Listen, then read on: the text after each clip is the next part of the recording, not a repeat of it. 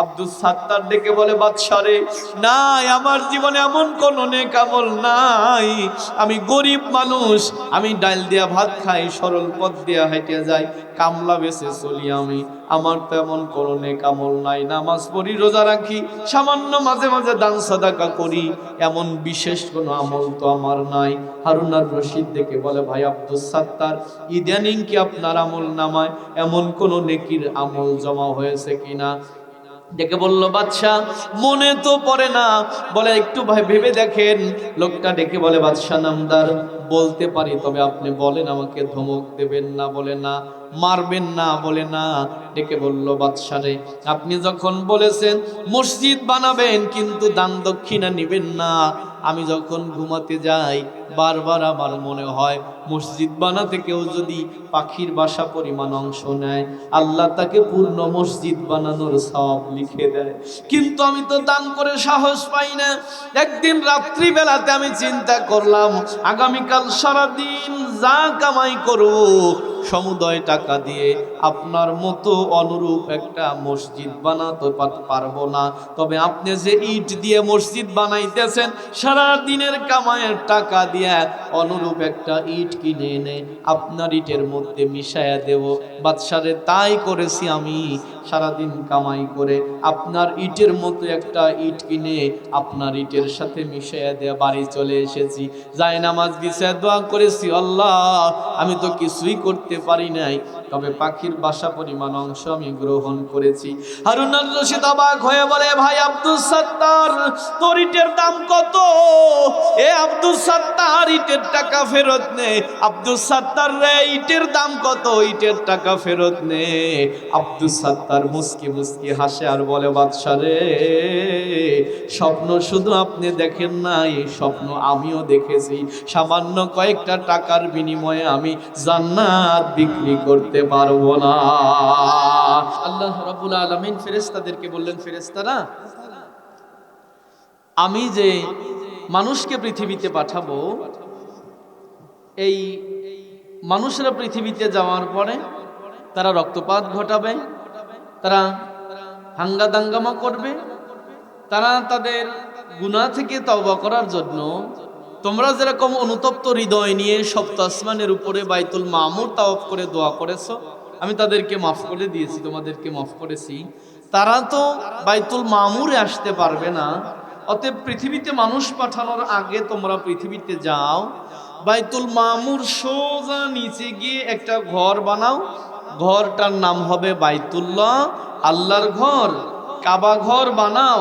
তামাম পৃথিবীতে যত মানুষ আছে, মানুষ যদি গুনাহ থেকে অনুতপ্ত হয়ে কাবাকে তাওয়াফ করে, আল্লাহর হাবিব বলেন, আগুন যেরকম লাকড়িকে খেয়ে ফেলে, কাবা তাওয়াফ করলে মানুষের গুনাহ আল্লাহ পাক এভাবে মাফ করে দেয়। আল্লাহর হাবিব যখন কথা বললেন, সাহাবায়ে কেরাম ডেকে বললেন, ইয়া রাসূলুল্লাহ, ইয়া হাবিবাল্লাহ, পৃথিবীতে মানুষ যখন অনুতপ্ত হৃদয় নিয়ে কাবার চত্বরে এসে কাবা তাওয়াফ করবে, তারা মাপ পেয়ে যাবে। কিন্তু পৃথিবীতে তো এমন অনেক মানুষ থাকবে যারা গরিব প্রকৃতির হবে, যাদের টাকা পয়সা থাকবে না, যাদের আর্থিক সামর্থ্য থাকবে না, আসতে পারবে না। কেমন করে তারা তাদের জীবনের গুনাহ খাতাগুলোকে মাফ করে নেবে? আল্লাহর নবী বললেন, সাহাবীরা শোনো, কাবা তাওয়াফ করার কারণে গুনাহ মাফ হয়ে যাবে, কিন্তু মানুষেরা যারা গরিব মানুষ হবে, কাবার প্রান্তরে আসতে পারবে না। তাদের বাড়ির পাশে মসজিদ থাকবে, তামাম পৃথিবীতে আল্লাহ পাক মসজিদ দিয়ে সাজিয়ে দেবে। প্রত্যেকটা মসজিদের মুসল্লিগুলো থাকবে কাবার দিকে মুতাওয়াজ্জু করা, প্রত্যেকটা মসজিদ থাকবে কাবার দিকে মুতাওয়াজ্জু করা। এজন্য আমরা পশ্চিম দিকে সেজদা করি, মূলত পশ্চিমে সেজদা নয়, আমরা কাবার দিকে সেজদা করি। কাবার পশ্চিমে যারা আছে তারা পূর্ব দিকে সেজদা করে, কেউ উত্তর দিকে সেজদা করে। মূল টার্গেট হলো কাবার দিকে সেজদা করা। আল্লাহর নবী বলেন, তার বাড়ির পাশে মসজিদ থাকবে, মসজিদে গিয়ে যখন সেজদা করবে, আল্লাহর হাবিব আরো বলেন, জুমার দিনে কোনো মানুষ যখন পরিপাটি হয়ে মসজিদের দিকে যায়, সে যেন ইহরামের কাপড় পরে হজ করার জন্য যাচ্ছে। এই পৃথিবীতে দ্বিতীয় আদম বলা হয় হযরতে নূহ আলাইহিস সালাতু ওয়াস সালামকে। নূহ পয়গম্বরের সময় যখন পুরো পৃথিবীটা প্লাবিত হয়ে গিয়েছিল, প্লাবনে পুরো পৃথিবী যখন তলিয়ে গিয়েছিল, আল্লাহ পাক কাবাটাকে প্রথম আসমানে সংরক্ষণ করে রেখেছিলেন। জমিন তার পানি যখন শুষে নিল, আল্লাহ পাক আবার ফেরেশতাদের মাধ্যমে কাবাটাকে ওই স্থানেই আবার স্থাপন করে। হযরত ইব্রাহিম আলাইহিস সালাতু ওয়াস সালামকে আল্লাহ পাক ডেকে বললেন, ইব্রাহিম তুমি কাবাকে নতুন করে সংস্কার করো, কাবাকে মেরামত করো। ইব্রাহিম পয়গম্বর, লম্বা ইতিহাস আমরা জানি, সংক্ষেপ করে শুধু বোঝানোর চেষ্টা করতেছি। তার সন্তান ইসমাইলকে নিয়ে কাবার প্রান্তরে চলে গেল। ইসমাইল মাথায় করে পাথর টেনে টেনে ইব্রাহিম নবীর কাছে দেয়, আর ইব্রাহিম নবী তার হাত দিয়ে দিয়ে পাথর দিয়ে দিয়ে কাবাকে মেরামত করে। হঠাৎ করে তাকিয়ে দেখলো ইসমাইল ঘেমে গেছে।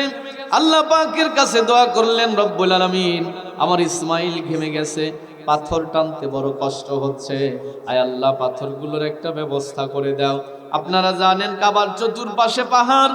আল্লাহ পাক পাহাড়ের পাথরগুলোকে ডেকে বললেন, পাহাড় রে, তোমার যে সকল পাথরেরা কাবার সাথে মিশতে চায় তাদেরকে গা থেকে ছেড়ে দাও।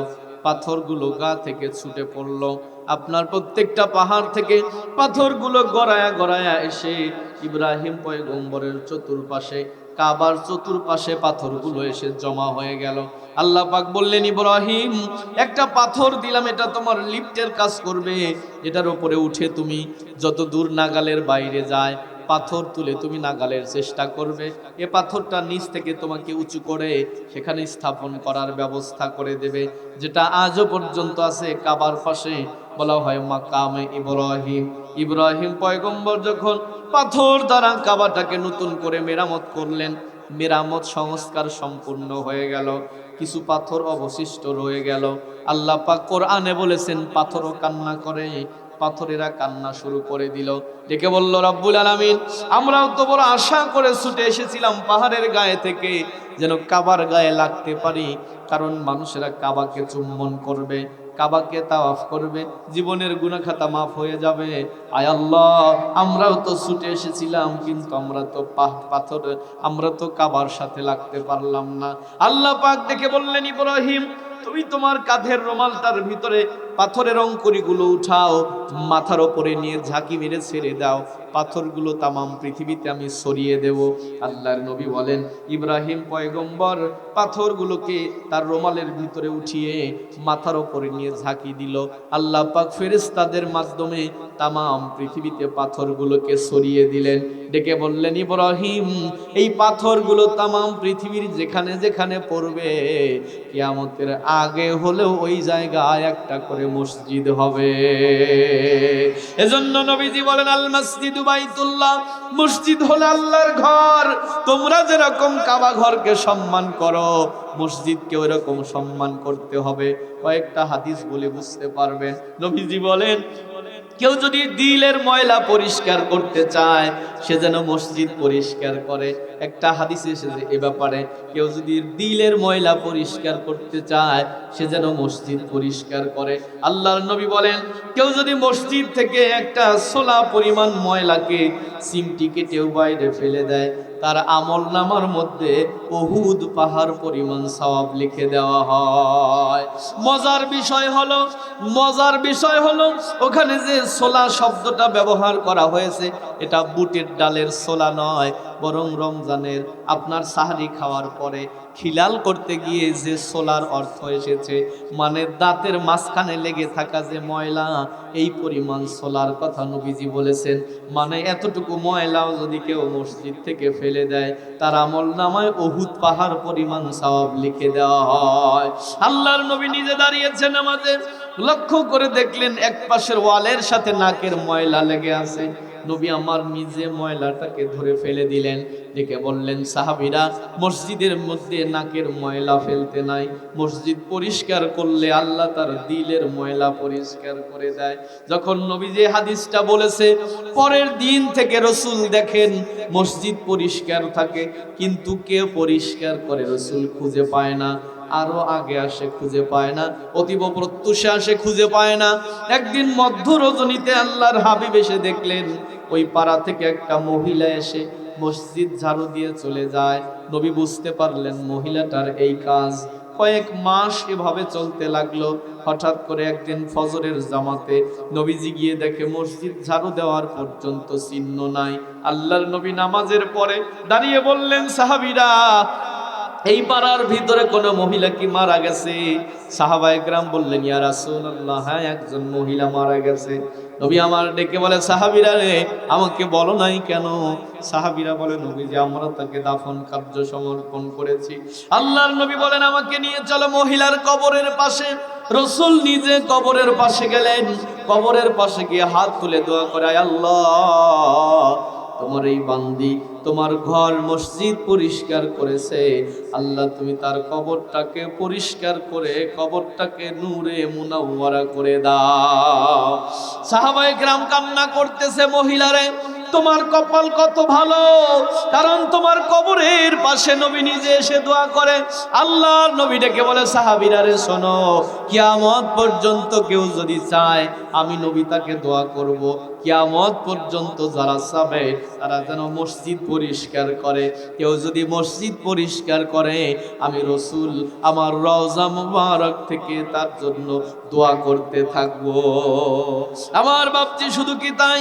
নবীজি বলেন, কেউ যদি মসজিদ আলোকিত করার ব্যবস্থা করে, আল্লাহ পাক তার কবরটাকে নূরে মুনাওয়ারা করে দেন। এ কথা বলার পরে একজন সাহাবী হাত তুললেন, ইয়া রাসূলুল্লাহ, আমি মসজিদকে আলোকিত করব। সাহাবী মসজিদে একটা আলোক সজ্জার ব্যবস্থা করে দিলেন। কয়েকদিন পরে সাহাবী মারা গেছে। নবী আমার ডেকে বলে, সাহাবীরা, আমি নবী, তোমরা নবী নয়, আমি যা দেখি তোমরা তা দেখো না।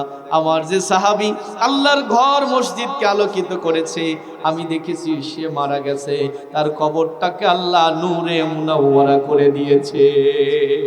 এজন্য যদি মসজিদের একটা লাইটও কেটে যায়, ক্যাশিয়ারকে খুঁজবো না, সেক্রেটারিকে খুঁজবো না, পকেটে যদি টাকা থাকে একটা লাইট এনে লাগিয়ে দেব। কপাল যদি ভালো হয়, লাইটটা জ্বলা অবস্থায় যদি মরণ হয়, কবরটা নূরে মুনাওয়ারা হয়ে যাবে। শুধু কি তাই? আল্লাহর হাবিব বলেন, কেউ যদি মসজিদে একজন মানুষ দাঁড়ানো এতটুকু জায়গা যদি চটাইয়ের ব্যবস্থাও করে দেয়, তার আমল নামায় ৭০,০০০ রহমতের ফেরেশতারা রহমত, বরকত, মাগফিরাতের দোয়া করতে থাকে। আমার বাপজি, হাদিসে এসেছে, রাসূল বলেন, কেউ যদি মামবানা লিল্লাহি মসজিদান বানাল্লাহু লাহু বাইতান ফিল জান্নাহ, কেউ যদি আল্লাহর জন্য একটা মসজিদ বানায়, আল্লাহ তার জন্য জান্নাতে একটা ঘর বানিয়ে দেয়। সাহাবায়ে কেরাম ডেকে বললেন, গো নবীজি, আমাদের সবার পক্ষে তো একা একটা মসজিদ বানানো সম্ভব নয়, অনেকের পক্ষে এটা সম্ভব নয়। নবী আবার বললেন, সাহাবীরা শোনো, কেউ যদি মসজিদ বানাতে যায় একটা পাখির বাসা পরিমাণও অংশ নেয়, আল্লাহ তার আমল নামায় পূর্ণ একটা মসজিদ বানানোর সওয়াব লিখে দেয়। আমার বেলকুচির মুসলমান, কথাটা হয়তো বা বোঝেন নাই আপনারা। পাখির বাসার মধ্যে সবচেয়ে ছোট্ট বাসা হলো টুনটুনির বাসা। মানে এতটুকু কেউ যদি অংশগ্রহণ করে, আল্লাহ তার আমল নামার মধ্যে পূর্ণ মসজিদ বানানোর সওয়াব লিখে দেয়। শুধু কি তাই? নবীজি বলেছেন, কিয়ামতের ময়দানে যেই সময় আল্লাহ পাকের আরশের ছায়া ছাড়া আর কোনো ছায়া থাকবে না, ওই সময় ৭ শ্রেণীর মানুষেরা আল্লাহ পাকের আরশের নিচে জায়গা পেয়ে যাবে। তার মধ্যে এক শ্রেণী হলো রাজুলুন কলবুহু মুআল্লাকুন আও ফিল মাসাজিদ। ওই মানুষেরা যাদের অন্তরটা মসজিদ সমূহের সাথে ঝুলন্ত থাকে, এরা কিয়ামতের ময়দানে আল্লাহর আরশের নিচে জায়গা পেয়ে যাবে। হাদিসটা ব্যাখ্যা করি, ভালো করে বোঝেন। নবীজি ব্যবহার করেছেন কলব হলো ১ বচন, মসজিদ ব্যবহার করেছেন মাসাজিদুহুম বহু বচন।